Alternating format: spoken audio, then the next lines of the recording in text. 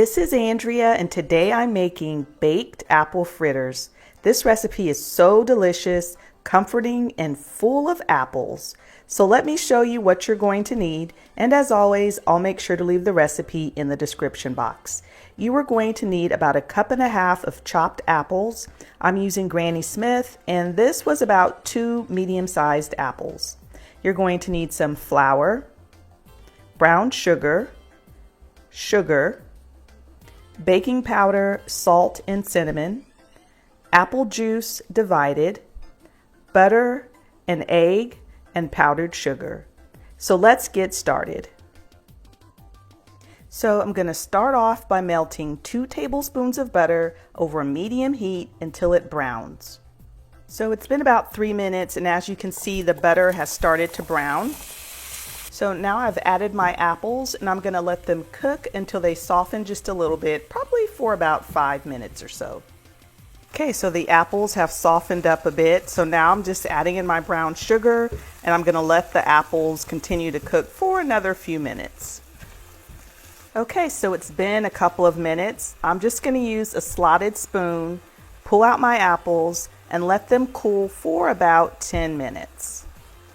Okay, so while the apples are cooling, I'm going to work on the dry ingredients. So I've just added my flour to a large mixing bowl, and now I'm adding in my salt, baking powder, and cinnamon. I'm going to use a whisk and bring it all together. Now I'm going to work on my wet ingredients. I've got 1 egg in the bowl. I'm adding in my sugar and a tablespoon of melted butter, and I'm just going to whisk it all together. And now it's time to add those apples to my wet mixture. And do make sure that your apples have cooled, otherwise you're going to cook the eggs. And you don't want, well, the egg, and you definitely don't want to do that. So once you have your apples in, just give it a good stir. I almost forgot to add the apple juice to the apple mixture. And now you're going to add your apple mixture to your dry mixture and stir it until it's just combined. You don't want to overwork it. Okay, so my dough is ready to go. I've got a large baking sheet lined with parchment paper. I'm going to scoop up some dough into the measuring cup. It's a 1/4 cup if I didn't mention it. And it's very, very sticky. And you're just going to place it right down on your baking sheet. Okay, so I have my oven preheated to 350 degrees. I'm going to pop these in the oven and let them bake until they're nice and golden brown, which should be about 15 minutes.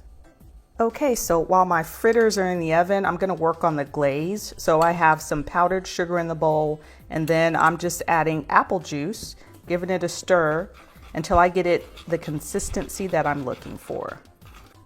Okay, so I just took the fritters out of the oven. They ended up baking for about 18 minutes, and I'm just taking that powdered sugar mixture and drizzling it right on top of those fritters.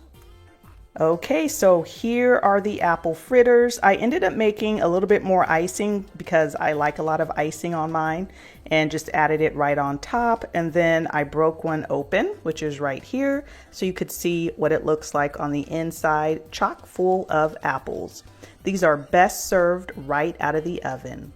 I hope you all enjoyed this quick and easy recipe. If you did, please make sure to give us a thumbs up.